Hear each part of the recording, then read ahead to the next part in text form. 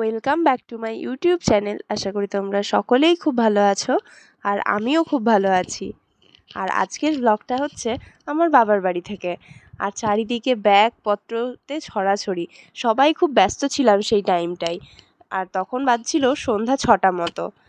আর এবারে আমরা যাচ্ছি বাবা মা ভাই সবাই মিলে ঘুরতে। শুধু আমরা নয়, আমাদের সাথে আরও 16 জন ফ্যামিলি মেম্বার।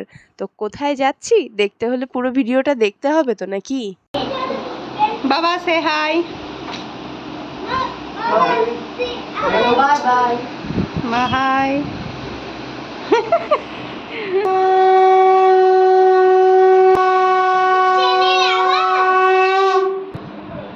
মিঠাই, তুমি কোথায় যাচ্ছ? হায়দ্রাবাদ। তাই? কার সাথে? বাবার সাথে, তোমার সাথে, মামার সাথে, দাদু ভাইয়ের সঙ্গে, দিদুর সঙ্গে। আর কেউ না। মিমি, টুকু। টুকু এসেছে। হ্যাঁ, স্টেশনে তোমার সাথে দেখা হবে তো। তুমি সবাইকে হাই বলে দাও। হাই। এইদিকে, ফোনের দিকে। হাই। যেহেতু সন্ধ্যা হয়ে গিয়েছিল তাই ভাই সন্ধ্যাটাও দেখিয়ে দিয়েছিল। আর এদিকে যে গাড়িও চলে এসেছে, আর গাড়িতে সবাই মিলে লাগেজ তোলার কাজ চলছে। আর এই যে মিঠাইয়ের বাবা এর সাথে বসে আছে। সমস্যাটা মিঠাইকে নিয়েই। মিঠাই যেহেতু গাড়িতে উঠলেই ওর অসুবিধা হয়। আর আমাদের ট্রেনটা যেহেতু নবদ্বীপ থেকে, মানে আমরা হাওড়া যাব, তো কৃষ্ণনগর থেকে আমরা এখন গাড়িতে করে নবদ্বীপ যাব, আর নবদ্বীপ থেকে লোকাল ট্রেনে আমরা যাব হাওড়া। তো চলো আমাদের সাথে দেখতে থাকো তোমরাও।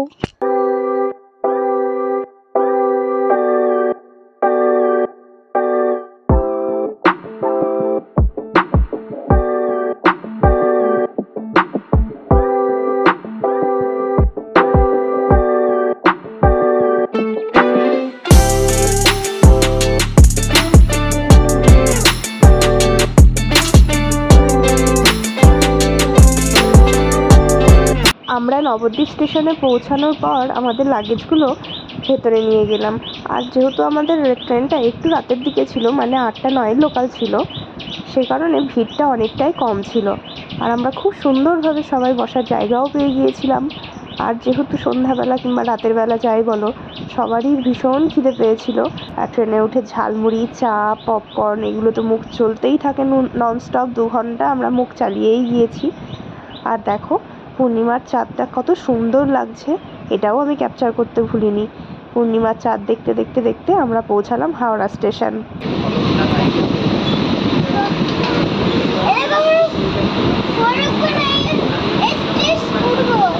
কি এক্সপ্রেসে?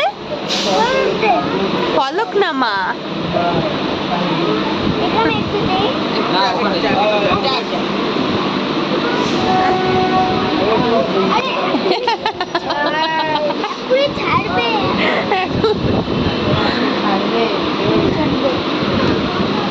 ভয় পেয়ে গেলি?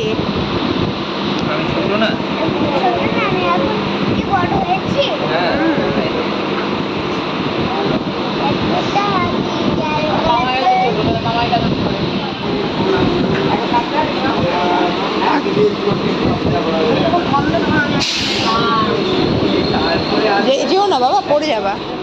আমরা যখন হাওড়া স্টেশনে পৌঁছাই রাত তখন প্রায় 11:30। ওয়েটিং রুমে লাগেজগুলো রেখে আমি আর বাবা মিঠাইকে নিয়ে যাই পাশেই জনআহারে খাওয়ানোর জন্য। সেখানে এগ মিল নিই। মিঠাই যেহেতু ডিম খেতে ভীষণ ভালোবাসে, আর এই এত রাত্রেবেলা এটাই সবথেকে সহজলভ্য ছিল বলে মনে হয়েছিল। আর এই টোটাল জার্নিতে মিঠাই খুব সুন্দরভাবে আমাদের সকলের সাথে সাথ দিয়েছিল, আর প্রত্যেকটা সিচুয়েশনে খুব সুন্দরভাবে নিজেকে মানিয়ে নিয়েছিল। এবারে তোমাদের একটা ইনফরমেশন দিই। আমাদের ট্রেন যেহেতু পরের দিন সকাল 8:30টায় ছিল, তাই আমরা সেই রাতটা কাটিয়েছিলাম ফার্স্ট ক্লাস ওয়েটিং রুমে, যেখানে পার পারসন পার ঘন্টা চার্জ জিএসটি সমেত 9 টাকা।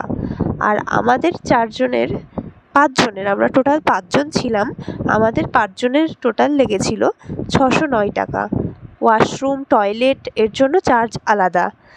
যেখানে শুধু চেয়ার কার ছিল, এটা আমাদের ভুল হয়েছে, তোমরা যদি মনে করো তোমাদের টিকিটের সাথে সাথে তোমরা ডরমেটরিজ মানে যখন টিকিট কাটবে, যতদিন আগে কাটবে তখন ডরমেটরিজ বুক করে রাখতে, তোমরা নিশ্চয়ই পারবে। আমাদের যেহেতু সেটা জানা ছিল না আর অনেকটাই দেরি হয়ে গিয়েছিল, সেই জন্য আমরা ডরমেটরিজটা বুক করতে পারিনি। আমরা চেয়ার কার ওয়েটিং রুম পেয়েছিলাম, যেটা সবাই সবসময় সব ক্ষেত্রে ওখানে গিয়েও পাওয়া যায়। আর মা রাতের জন্য আমাদের খাবার বাড়ি থেকেই বানিয়ে এনেছিল, লুচি, তরকারি আর মিষ্টি। আর মিঠাই তো ওই একটু যা ভাত খেলো, আর আমি, বাবা আর মা লুচি খেয়ে নিচ্ছি। আর এইভাবেই সবাই মিলে সারাটা রাত সেদিনকে বসেই কাটিয়েছি, কখনো ঘুমিয়ে, কখনো বসে, কখনো গল্প করে। আর এই যে মিঠাই, বেচারার চোখে একটুও ঘুম নেই, সেদিন কত রাত্রিরে যে ও ঘুমিয়েছিল। কি বলছে, পা টিপে দিতে?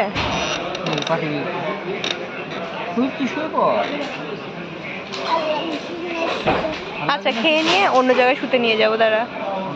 তুই কি ঘুমাবি না? হুম,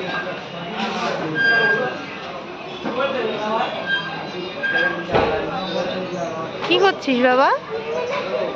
হ্যাঁ, আমি এখন কিছু কিনবো না বাবা।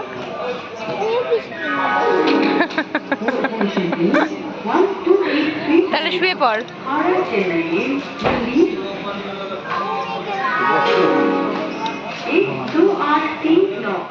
সারাটা রাত ক্লান্তির ঘুম কাটিয়ে এক অসাধারণ সকালবেলা উপহার দিল স্রোতস্বিনী গঙ্গা, চলমান রাজপথ আর শতাব্দী প্রাচীন হাওড়া স্টেশন।